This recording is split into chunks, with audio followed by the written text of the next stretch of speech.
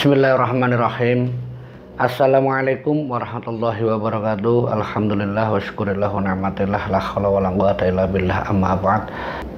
Terima kasih untuk sahabat Sunyi Sepi yang sudah dukung dan support channel kami ini, yang sudah komen, like. Terima kasih banyak, dan semoga dukungan dan support kalian membuat kami seluruh tim ini bisa memberikan konten-konten kisah misteri, horor, seram, pesugihan, pengaruh dan sebagainya itu lebih baik dari yang sebelumnya.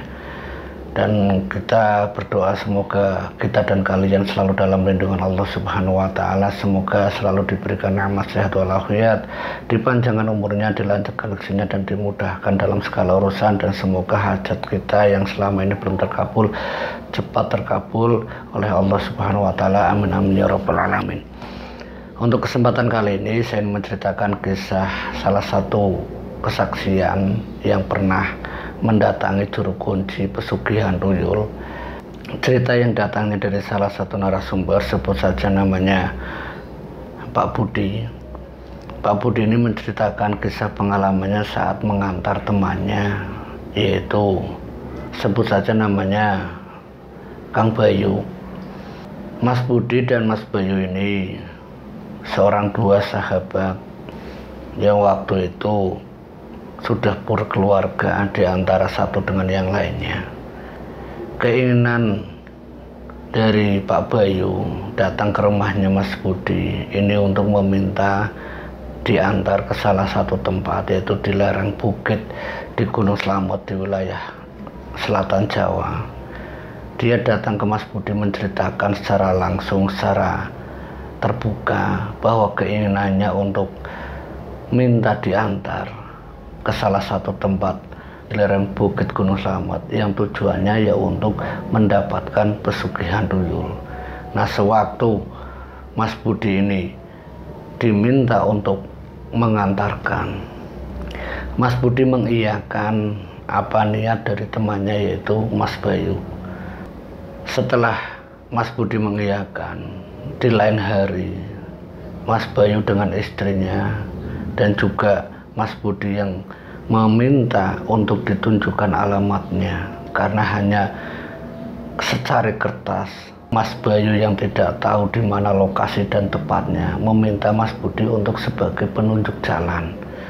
Mas Budi pun sebenarnya dia tidak tahu di mana lokasi tempat yang akan dituju, tapi dari alamat yang ada di tangan yang diberikan oleh Mas Bayu itu, dengan pengalaman yang di jalan, dengan pengalaman yang sudah sering bolak-balik antara wilayah selatan Jawa dengan wilayah Pantura, yang membuat Mas Budi itu lebih tahu lokasi dan tempat dan juga desa-desa di wilayah lereng bukit tersebut.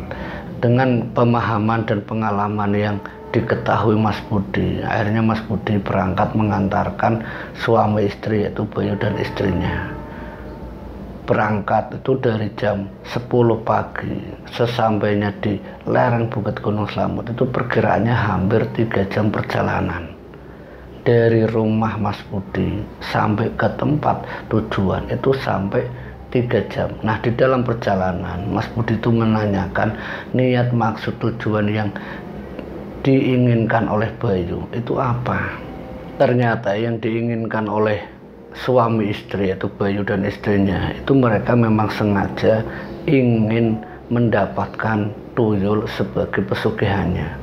Nah, Mas Budi itu nanya sama Mas Bayu, kamu dapat informasi dari mana yuk? Kok bisa seyakin ini untuk datang ke pesugihan yang kamu maksud, yaitu membeli tuyul? Budi menceritakan kalau salah satu temannya yang sudah datang ke pesugihan tersebut, yang datang ke tempat juru kunci itu, keadaannya itu sudah sangat sukses, dan itu membuat Bayu merasa iri dan ingin seperti apa yang dilihat, yaitu kesuksesan temannya. Nah, lewat persetujuan dengan istrinya juga, Budi akhirnya mempersiapkan segala sesuatunya, yaitu mahar untuk membeli tuyul. Nah, keinginan dari Bayu itu yang membuat Mas Budi yang mengantarkan mereka berdua dengan mobil yang dipinjam. Mereka hanya sampai ke tempat tujuan. Nah, sesampainya di rumah, alamat yang dituju yaitu juru kunci dengan kuncinya. Itu sempat ditanya oleh kuncinya ketiganya, yaitu Budi, Bayu, dan istrinya, mau apa dan maksud tujuan apa kalian datang ke sini. Secara terbuka Mas Bayu itu menceritakan kalau keinginannya ke sini ya untuk mendapatkan tuyul dengan cara mengganti maharnya. Dalam istilahnya jual beli tuyul. Keinginan itu disambut oleh juru kunci. Apakah benar niat dan tekad kamu untuk membeli tuyul di tempat ini? Nah, Budi menjelaskan ke juru kunci karena mungkin juru kunci tidak tahu siapa Bayu dan Budi. Nah, disinilah Bayu menjelaskan kalau kuncinya itu pernah mengenal enggak dengan salah satu orang yang pernah datang ke sini. Nah, salah satu orang itu yaitu temannya Bayu yang dilihatkan nama dan fotonya. Nah, Kuncen itu akhirnya mengiyakan niatnya Bayu dengan cara mengikuti jejak temannya.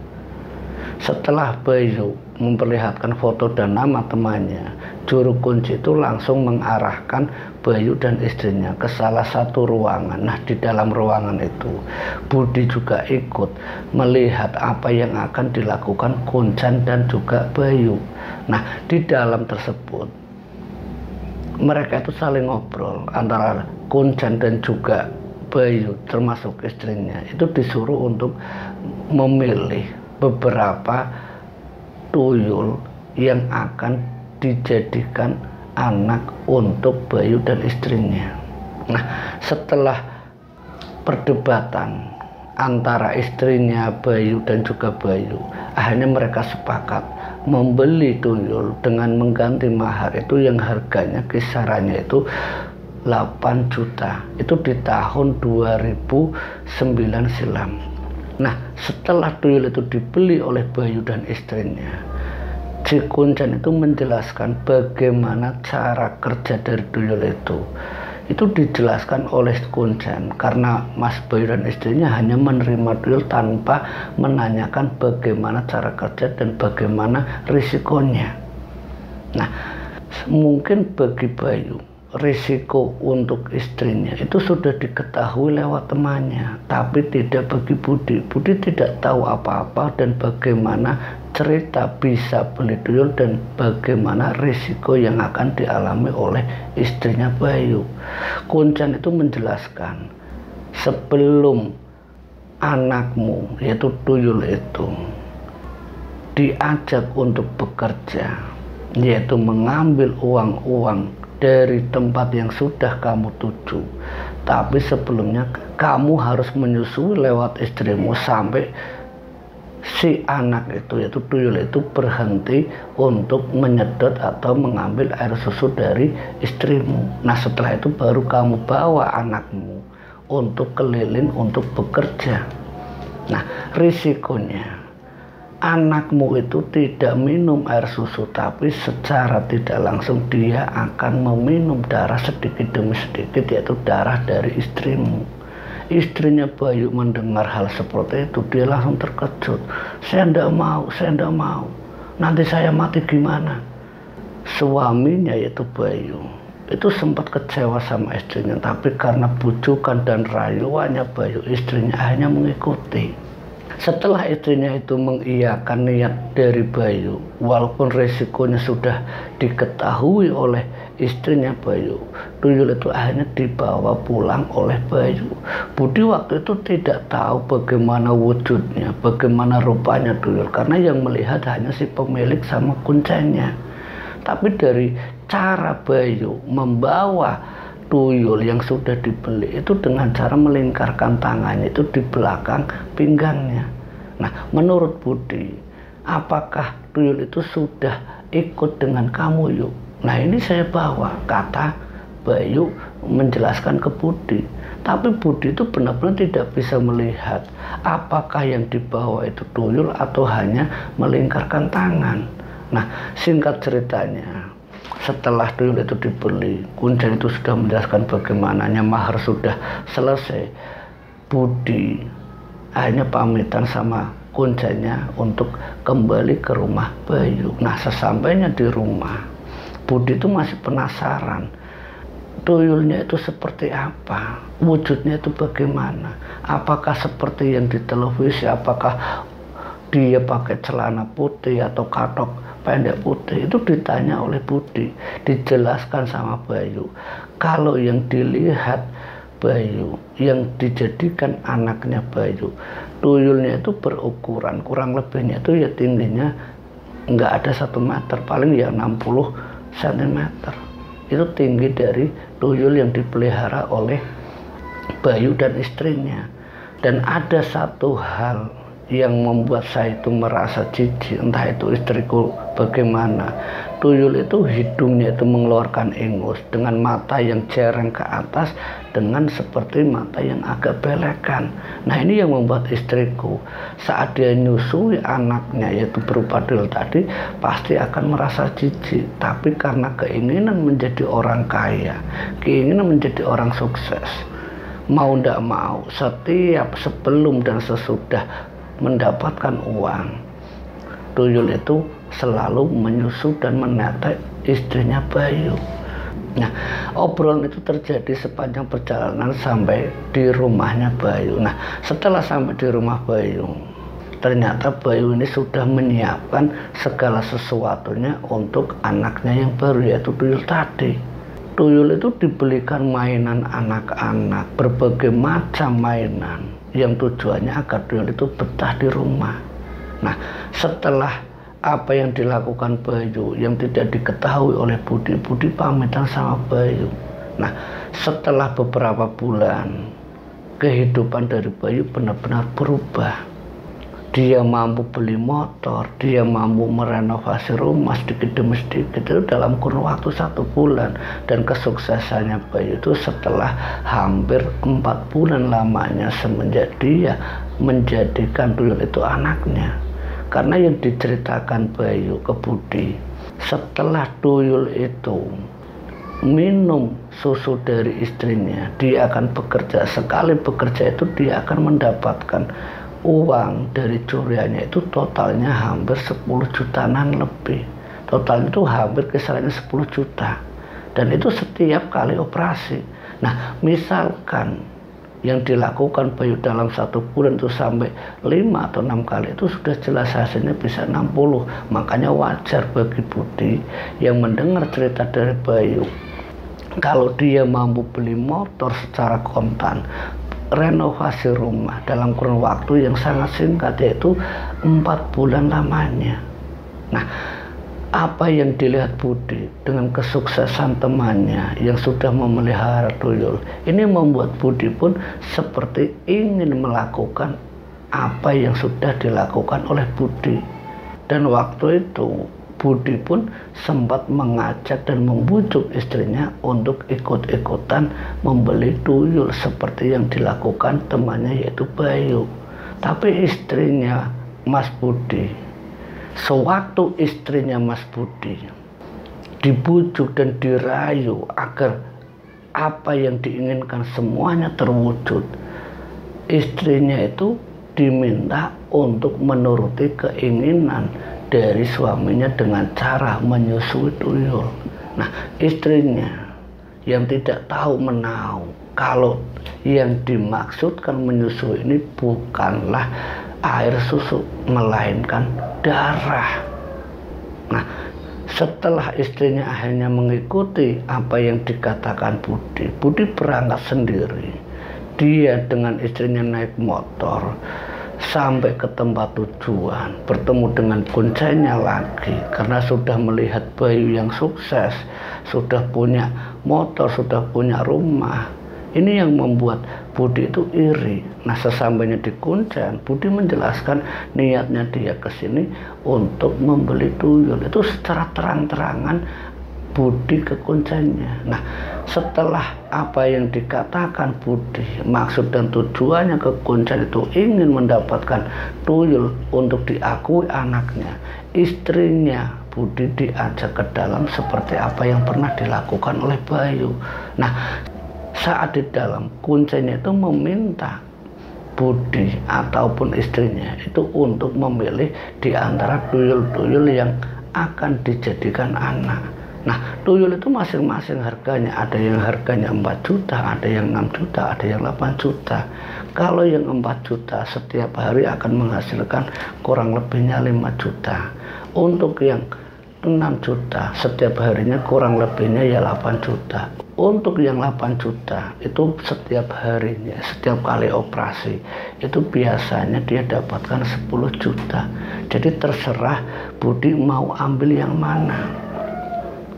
Tapi waktu itu Budi mencoba untuk menanyakan terlebih dahulu ke kuncinya, kalau yang harga paling murah, harga 4 juta itu, ini risikonya gimana? Dan si kuncen itu pun menjelaskan ke Budi dan istrinya, untuk yang 4 juta, ini kondisi atau fisiknya tuyul itu masih kecil. Kamu pilih yang ini, kata kuncennya. Saya pilih yang ini, Mbah Kuncen. Nah, saat Budi ini memilih yang harga 4 juta di hadapan Budi dan istrinya, yaitu berupa batu-batu yang sudah ditata oleh Mbah Kuncen. Batu itu bergerak dan dari dalam geraknya itu mengeluarkan asap yang merubah wujud menjadi sosok tuyul. Nah, saat sosok tuyul itu berwujud anak kecil, anak itu benar-benar dilihat nyata oleh Budi dan istrinya.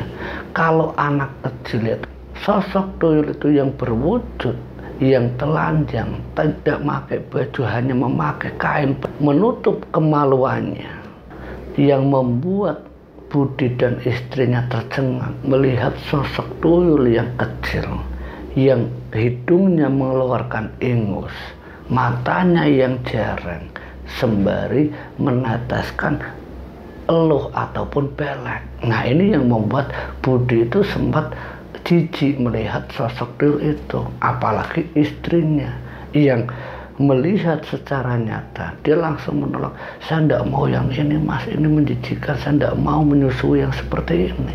Istrinya itu sudah setuju menyusui, tapi karena melihat sosok tuyul yang menjijikkan, istrinya menolak.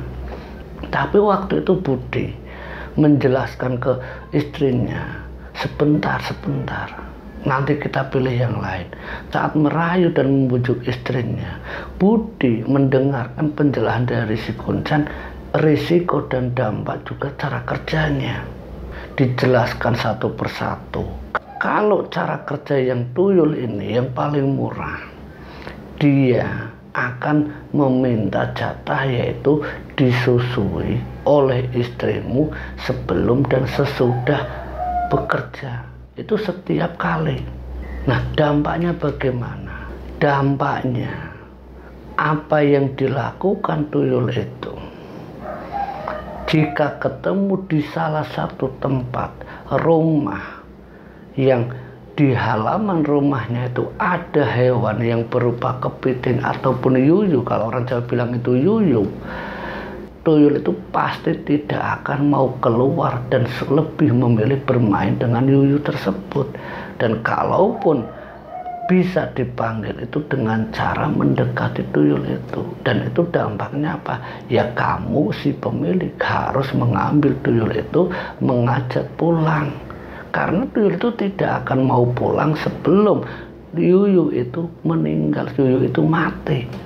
Jadi sosok tuyul yang diceritakan oleh Mas Budi, sosok tuyul itu bila bertemu dengan hewan yang bercabit, itu kepiting ataupun yuyu, tidak akan mendengarkan siapapun, walaupun itu pemilik ataupun kuncen, kalau dia tidak didekati dan ditarik untuk berhenti bermain-main, yang bermain-main dengan hewan kepiting tadi. Dan itu bisa berisiko, yaitu ketahuan kalau ternyata orang yang sudah membeli tuyul yang harga sekian itu pasti akan ketahuan, dan dampaknya ya tahu sendiri, mungkin diusir ataupun dikucilkan. Nah, itu dampaknya. Dan yang harus dilakukan dampak yang kedua itu tentang orang yang menyusui tuyul ini. Jadi yang dia minum itu bukan ASI tapi darah. Nah, ini yang membuat istrinya terkejut. Kalau yang dilakukan tuyul itu ternyata bukan minum air susu, tapi yang dia minum adalah darah ataupun sari-sari hidup dari sosok yang menyusui, yaitu siapa? Ya istrinya orang yang punya tuyul. Nah, Budi karena tidak mau berisiko dengan istrinya, Budi menolak. Mbah, saya tidak mau mbah yang seperti ini. Saya mau lebih yang gampang lagi. Kalau tuyul yang ini gimana mbah? Yang harga 8 juta, yang paling mahal. Kalau yang 8 juta, tuyul ini tidak disusui, tapi tuyul ini akan menggauli istrimu dengan cara dia akan mewujudkan dirinya seperti kamu, seperti suamimu. Di saat kamu pamitan sama istrimu kerja, selang beberapa menit, seantara setengah jam ataupun 30 menitan, sosok tuyul yang berubah seperti kamu itu suaminya, istri kamu, dia akan meminta jatah, yaitu dengan cara bersetubuh, dan itu pasti akan dilakukan oleh sosok tuyul itu. Dan itu dilakukannya itu kapan saja, tidak mengenal waktu. Kalau misalkan si pemilik berangkat jam 2 siang, dia akan datang setengah 3. Kalau berangkat pagi jam 7 pagi, dia akan datang setengah 8 pagi. Pokok yang paling sering terjadi yaitu setelah si pemilik utama, yaitu laki-laki, dia pamitan dari istrinya, maka dia akan kembali pulang. Dan istri itu tidak akan tahu kalau ternyata yang menyerupai suaminya itu bukan suami yang asli, melainkan sosok tuyul yang merubah dirinya seperti suaminya. Dan nanti kalau sudah diberikan jatah dengan cara berhubungan, tuyul itu ya akan kembali pamitan selayaknya suami. Dia naik motor, ya naik motor. Dia pakai mobil, ya naik mobil. Apa yang dilihat istrinya yaitu sosok suaminya. Jadi istrinya itu tidak akan tahu kalau ternyata hubungan yang dilakukan oleh suaminya di saat waktu-waktu yang tidak nentu, kapan saja, itu bukan suaminya yang asli. Jadi yang melakukannya adalah sosok tuyul yang merubah dirinya menjadi suaminya.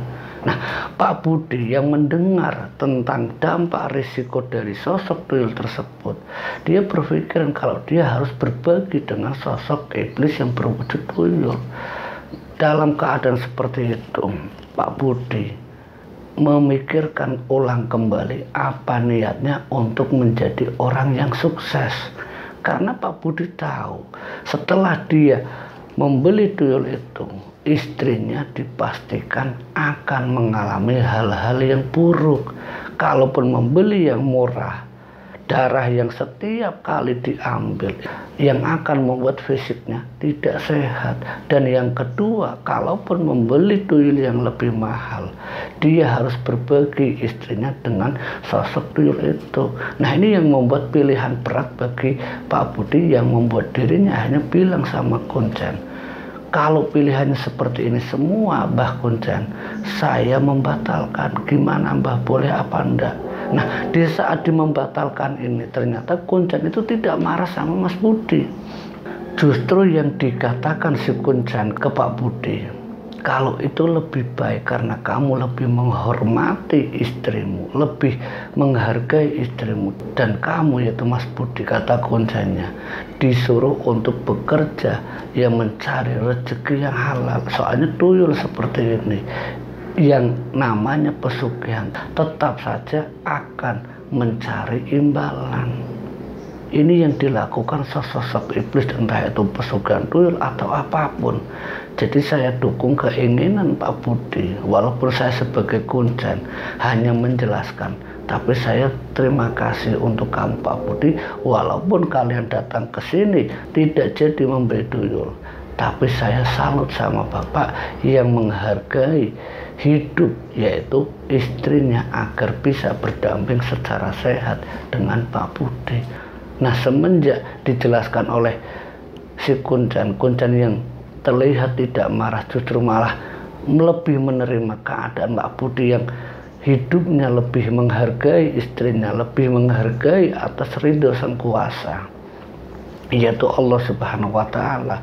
Pak Budi pamitan sama Kuncan, maaf ya Mbah, saya batal untuk membeli tuyul ini. Ya enggak apa-apa, silahkan kembali dan lanjutkan pekerjaan seperti biasanya. Jangan ikut-ikutan seperti apa yang sudah dilakukan teman-teman kamu dahulu. Walaupun dia sukses, saya pastikan hidupnya, terutama istrinya, itu akan mengalami kesedihan dan siksaan hidup yang benar-benar nyata dialami siapapun sosok suami yang memelihara tuyul, yaitu istrinya yang akan dikorbankan. Nah, dari penjelasan Kuncan itu, akhirnya Pak Budi pulang. Dia kembali bersama istrinya naik motor. Di dalam perjalanan istrinya menangis tersekuk-sekuk, ya, karena tidak menyangka kalau Pak Budi, yaitu suaminya, ternyata membatalkan niatnya untuk membeli tuyul. Karena apa yang dilakukan Mas Budi, yang diceritakan istrinya, dia berterima kasih karena dia tidak kepingin kekayaan yang didapatkan dengan cara membuat istrinya tersiksa lahir dan batinnya. Semenjak kejadian itu, Pak Budi tidak lagi pernah berpikiran untuk mencari jalan pintas agar dia bisa menjadi orang yang sukses ataupun orang yang dianggap kaya di lingkungan dia tinggal. Walaupun secara nyata temannya yaitu Bayu yang sukses, tapi keadaan istrinya benar-benar sangat mengenaskan. Setelah beberapa tahun, kondisi istrinya semakin memburuk, dan apa yang dijelaskan Kuncan itu benar-benar terbukti. Jadi Pak Budi yang melihat kondisi istrinya Bayu yang semakin hari, dari bulan ke tahun, kondisi fisik istrinya Bayu itu benar-benar memprihatinkan dan mengenaskan.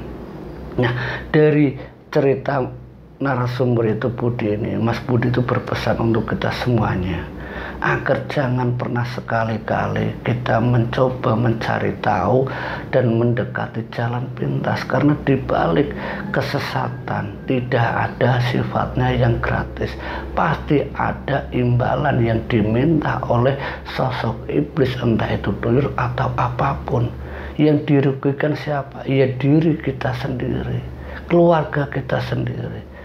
Untuk itu Pak Budi berpesan semoga kita selalu diberikan pikiran yang sehat, dijauhkan dari perilaku-perilaku yang sesat yang ingin mendapatkan kekayaan secara instan. Akhir kata, wallahu muwaffiq ila aqwamit thoriq. Wassalamualaikum warahmatullahi wabarakatuh.